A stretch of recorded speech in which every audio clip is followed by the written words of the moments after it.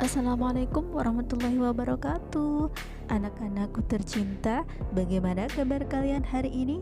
Semoga kita semua senantiasa diberikan kesehatan dan kemudahan oleh Allah Subhanahu wa taala.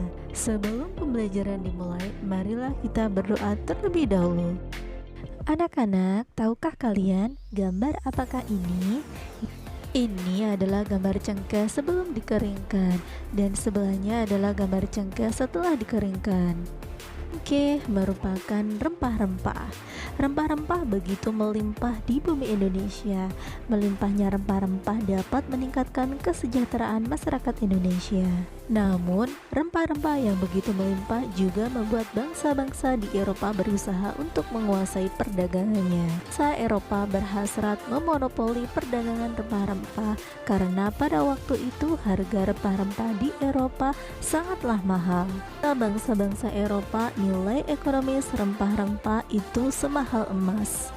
Bangsa Eropa sangat membutuhkan rempah-rempah untuk kegiatan industri obat-obatan serta bumbu masak. Apa hubungan rempah-rempah dan penjajahan di Indonesia? Penyebab utamanya adalah bangsa Eropa mengalami kesulitan mendapatkan rempah-rempah sejak jatuhnya Konstantinopel ke tangan bangsa Turki. Sebab itu, bangsa Eropa berusaha mencari sendiri daerah penghasil rempah-rempah dengan melakukan penjelajahan terhadap negara yang kaya akan rempah-rempah. Salah satu peristiwa tidak menyenangkan yang dialami oleh bangsa Indonesia adalah penjajahan yang berlangsung cukup lama. Cengkeh memiliki banyak manfaat. Sebagai bumbu masak, cengkeh digunakan dalam bentuk bunga utuh atau dalam bentuk bubuk. Cengkeh juga dimanfaatkan oleh bangsa Cina dan Jepang sebagai dupa. Selain itu, minyak cengkeh digunakan sebagai aromaterapi dan obat sakit gigi, sehingga menjadikannya bernilai ekonomis tinggi. Oleh karena itulah, cengkeh merupakan salah satu bahan rempah-rempah yang menjadi buruan bangsa-bangsa Eropa. Hal itu memicu terjadinya penjajahan di Indonesia. Bangsa kita mengalami penjajahan cukup lama. Selama masa penjajahan, bangsa kita mengalami penderitaan akibat adanya penindasan. Pada masa pemerintahan kerajaan-kerajaan Islam di Indonesia, datanglah orang-orang Eropa yang mengadakan pelayaran samudra. Kedatangan orang-orang Eropa di Nusantara mula-mula disambut baik oleh bangsa Indonesia. Namun, ketika orang-orang Eropa itu berusaha menguasai Nusantara, mereka mendapat reaksi keras berupa perlawanan-perlawanan di berbagai daerah. Lalu, apa sebenarnya yang melatar belakangi bangsa-bangsa Eropa tersebut datang ke Indonesia dan akhirnya menjajah bangsa Indonesia? Yuk kita cari tahu faktor-faktor yang melatar belakangi kedatangan bangsa-bangsa Eropa ke Indonesia. Bacalah teks berikut ini. Peristiwa kedatangan bangsa Barat. Mulai akhir abad 15, bangsa Eropa berusaha melakukan penjelajahan samudra. Bangsa Eropa yang pernah melakukan penjelajahan dan penjajahan di Indonesia dimulai oleh bangsa Portugis. Kapal mereka pertama kali mendarat di Malaka pada tahun 1511. Berikutnya ialah bangsa Spanyol yang mendarat di Tidore, Maluku pada tahun 1521. Kemudian disusul oleh bangsa Inggris dan Belanda. Kapal-kapal Belanda pertama kali mendarat di pelabuhan Banten pada tahun 1596. Adapun faktor-faktor pendorong penjelajahan samudra antara lain adalah sebagai berikut. Yang pertama adalah adanya keinginan mencari kekayaan atau gold. Kekayaan yang mereka cari terutama adalah rempah-rempah. Sekitar abad 15 di Eropa, harga rempah-rempah sangat mahal. Harga rempah-rempah semahal emas atau gold. Mereka sangat membutuhkan rempah-rempah untuk industri obat-obatan dan bumbu masak. Yang kedua adalah adanya keinginan menyebarkan agama atau gospel. Selain mencari kekayaan dan tanah jajahan, bangsa Eropa juga membawa misi khusus. Misi khusus tersebut adalah menyebarkan agama kepada penduduk daerah yang dikuasainya. Tugas mereka ini dianggap sebagai tugas suci yang harus dilaksanakan ke seluruh dunia dan dipelopori oleh bangsa Portugis. Yang ketiga adalah adanya keinginan mencari kejayaan atau glory. Di Eropa ada suatu anggapan bahwa apabila suatu negara mempunyai banyak tanah jajahan, negara tersebut termasuk negara yang jaya atau glory. Dengan adanya anggapan ini, negara-negara Eropa berlomba-lomba untuk mencari tanah jajahan sebanyak-banyaknya. Dan yang terakhir adalah perkembangan ilmu pengetahuan dan teknologi. Ilmu pengetahuan dan teknologi berkembang pesat. Contohnya, dikembangkannya teknik pembuatan kapal yang dapat digunakan untuk mengarungi samudera luas, ditemukannya mesin untuk persenjataan. Data ini digunakan untuk melindungi pelayaran dari ancaman bajak laut dan sebagainya. Dan ditemukannya kompas yang digunakan sebagai penunjuk arah sehingga para penjelajah tidak lagi bergantung pada kebiasaan alam. Berdasarkan bacaan teks tersebut, yuk kita isi kolom-kolom berikut ini sesuai dengan pertanyaannya.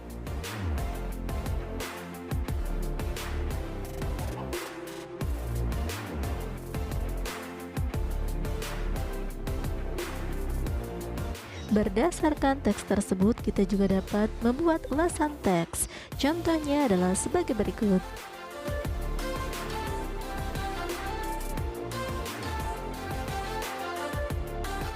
Nah, sekarang tugas kalian adalah memberikan pendapat dan saran terhadap teks tersebut.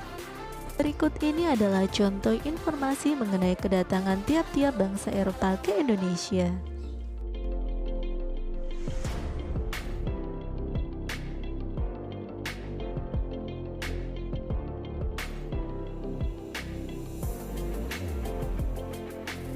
Satu latar belakang kedatangan bangsa-bangsa Eropa ke Indonesia adalah semboyan 3G, Gold, Gospel, and Glory.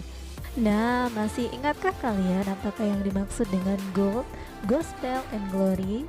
Iya, kalian benar. Gold adalah adanya keinginan mencari kekayaan. Gospel adalah keinginan menyebarkan agama. Dan Glory adalah keinginan mencari kejayaan. Nah, sekarang bagaimana pendapat kalian mengenai semboyan 3G tersebut?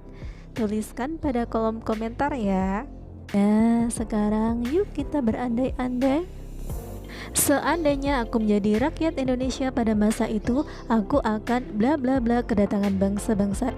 Tentunya menolak kedatangan bangsa-bangsa Eropa di Indonesia. Penjajah bla bla bla kehidupan rakyat Indonesia. Ya, jawaban yang benar adalah menyengsarakan kehidupan rakyat Indonesia. Yang terakhir adalah sikap para penjajah awalnya bla bla bla, namun pada akhirnya kelihatan juga sifat aslinya yaitu bla bla bla. Betul sekali, sikap awalnya adalah baik, namun pada akhirnya menindas dan kejam. Cengkeh merupakan salah satu jenis rempah-rempah yang banyak manfaatnya. Harganya pun cukup tinggi sehingga sampai kini masih banyak masyarakat yang membudidayakannya. Untuk dapat mengambil manfaat cengkeh secara maksimal, setelah dipetik, cengkeh kemudian dikeringkan dengan cara dijemur. Selama proses penjemuran terjadi perubahan warna pada cengkeh dari yang semula kuning dan merah menjadi hitam dan coklat. Pada proses pengeringan cengkeh terjadi perubahan benda yang disebabkan kalor atau panas. Dari proses tersebut kita ketahui pengaruh kalor atau energi panas, dalam hal ini sinar matahari, pada benda. Pernahkah kamu mengamati benda-benda yang ada di sekitarmu? Benda-benda yang ada di sekitarmu memiliki sifat dan wujud yang berbeda-beda.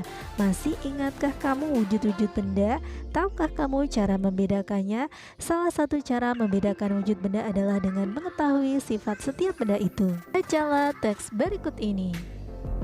Sifat-sifat benda.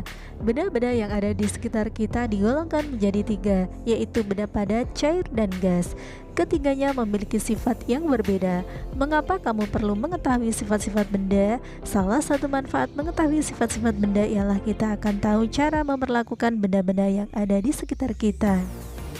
Salah satu wujud benda adalah padat. Kamu pasti memiliki banyak benda di sekitarmu yang berwujud padat. Kamu dapat memegangnya, dapat memindahkannya tanpa mengubah bentuk aslinya. Benda padat yang ada di sekitarmu dapat diubah dengan beberapa perlakuan seperti diberi panas, diberi tekanan tinggi, atau diberi perlakuan fisik seperti menggunting, menekan, melipat, atau menyobek. Wujud berikutnya adalah cair. Benda-benda cair dapat ditemui dengan mudah di sekitarmu. Air merupakan zat penting dalam kehidupan makhluk hidup yang berwujud cair. Benda cair yang ada di rumahmu biasanya berada dalam sebuah wadah seperti bak kamar mandi, baskom, gelas. Perhatikanlah bahwa ketika benda cair itu dipindahkan, ia akan berubah mengikuti wadahnya. Jika wadahnya berlubang, benda cair itu akan segera mengalir keluar dari wadahnya. Jika kamu melihat sungai atau air terjun, air yang ada di dalam badan sungai akan mengalir dari tempat yang lebih tinggi ke tempat yang lebih rendah. Benda cair juga dapat merambat melalui serat-serat halus dari bahan seperti bahan kain. Benda cair mengisi rongga kecil atau pori-pori bahan tersebut. Wujud benda yang lain adalah gas. Manusia dapat memasukkan dan mengeluarkan gas dari dalam tubuhnya pada saat bernafas. Manusia menghirup gas oksigen dan mengeluarkan gas karbon dioksida. Dengan cara meniup, kamu dapat membuat sebuah balon mengembang. Dengan meniup, kamu juga dapat menggerakkan selembar kertas di tanganmu. Kamu dapat mencium bau napasmu sendiri. Kamu pun dapat mencium bau-bau lainnya yang berupa gas. Dengan memahami sifat gas, manusia menciptakan parfum atau minyak wangi untuk menyebarkan bau dari gas yang dikeluarkan dari wadah parfum tersebut. Namun, apakah kamu dapat melihat wujud gas dengan mata telanjang? Dapatkah kamu mengubah bentuknya? Sekarang lakukanlah percobaan berikut di rumahmu.